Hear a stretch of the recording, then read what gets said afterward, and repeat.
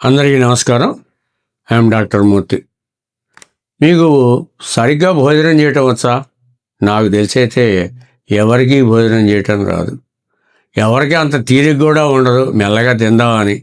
కారణం ఏంటి? ఇప్పుడు మీరు ఎక్కడన్నా ఒక ఫంక్షన్కి వెళ్ళారండి.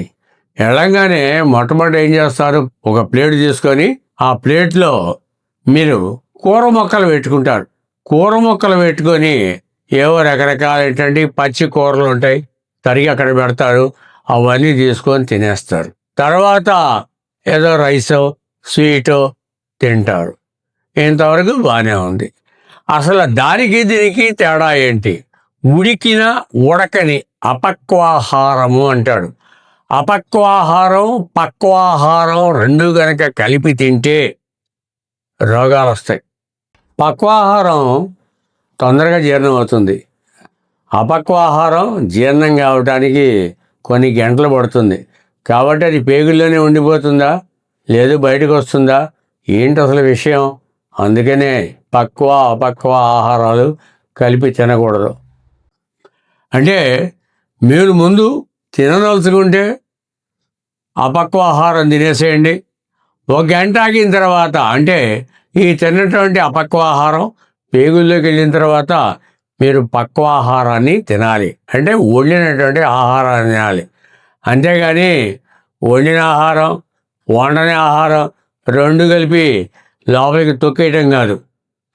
సరే బాగానే ఉందండి, ఇంతవరకు అంతా అయిపోయింది తింటాం, మధ్యలో చిల్డ్ వాటర్ తాగుతారు. ఎంతకాలం అని మిమ్మల్ని భరాయిస్తుంది స్టమక్? ఆలోచించండి. మన స్టమకే కావచ్చు, కానీ ఎప్పుడు మన మాట ఎందుకు కదా. అదేవిధంగా చివర్లో ఐస్ క్రీమ్ తింటారు. అసలు చిల్డ్ వాటర్ తాగినా ఐస్ క్రీమ్ తిన్నా ఫుడ్ డైజెస్ట్ కాదు. మరి ఎలా తింటున్నారు? ఏదో అలవాటు, వాళ్ళు పెట్టారు మనం తింటున్నాం. అది కాదండి.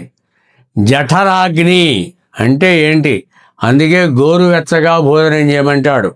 అంటే అగ్ని ప్రజ్వరిల్లుతూ ఉంటే మనం తిన్నటువంటి ఆహారం త్వరగా జీర్ణం అవుతుంది.